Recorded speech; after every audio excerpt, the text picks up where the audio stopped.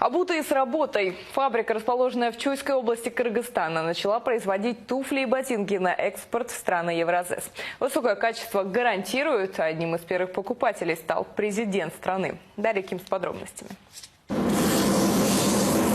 Искал счастье в России, нашел у себя на родине. Бахтияр Кадыров был и госслужащим, и поваром в Москве. Но вернулся в Кыргызстан и сменил кухонные ножи на сапожные.